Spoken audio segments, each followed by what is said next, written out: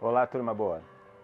Palavra de Deus registrada no livro dos Atos dos Apóstolos, capítulo 11, verso 19, diz assim, os que tinham sido dispersos por causa da perseguição desencadeada com a morte de Estevão, chegaram até a Fenícia, Chipre, Antioquia, anunciando a mensagem apenas aos judeus. Alguns deles, todavia, cipriotas e sirineus, foram a Antioquia e começaram a falar também aos gregos, contando-lhes as boas novas a respeito do Senhor Jesus. A mão do Senhor estava com eles, e muitos creram e se converteram ao Senhor. Notícias desse fato chegaram aos ouvidos da igreja em Jerusalém, e eles enviaram Barnabé a Antioquia. Este, ali chegando e vendo a graça de Deus, ficou alegre e os animou a permanecerem fiéis ao Senhor de todo o coração. Ele era homem bom, cheio do Espírito Santo e de fé. Muitas pessoas foram acrescentadas ao Senhor por causa dele. Então Barnabé foi a Tarso procurar Saulo. E quando o encontrou, levou-o a Antioquia, e assim durante um ano inteiro Barnabé e Saulo se reuniram com a igreja e ensinaram a muitos. Em Antioquia, os discípulos foram pela primeira vez chamados cristãos. Essa é, penso eu, a maior conquista da vida cristã.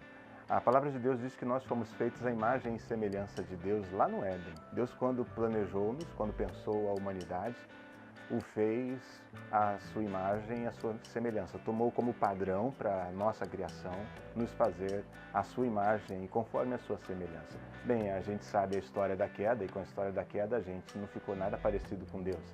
Hoje, a olhar para a nossa humanidade e para a referência que a gente tem de Deus na pessoa de Jesus, a gente não se acha nem um pouco parecido com Deus. É por causa dessa história que a gente vê com frequência homens de Deus na presença de Deus dizendo assim: aparta-te de mim, sou pecador.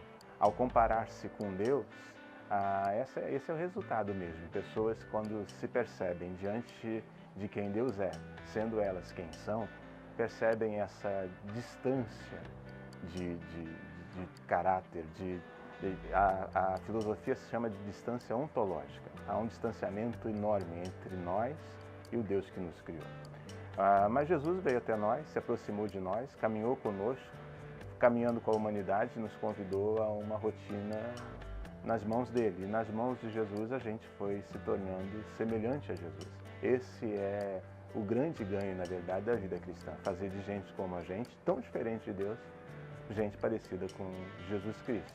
E aqui nos Atos dos Apóstolos, pela primeira vez os discípulos foram identificados com o seu Senhor. Pela primeira vez os discípulos ficaram semelhantes ao seu mestre. Ao olhar para aqueles homens ali em Antioquia, eles concluíram que eles eram iguais a Jesus, parecidos com Jesus. Chamaram então de cristãos, pequenos cristos. Eles estavam dizendo: a gente esperou o Messias, e a conclusão é que o Messias veio na figura de Jesus. Ele é o Cristo, o Messias.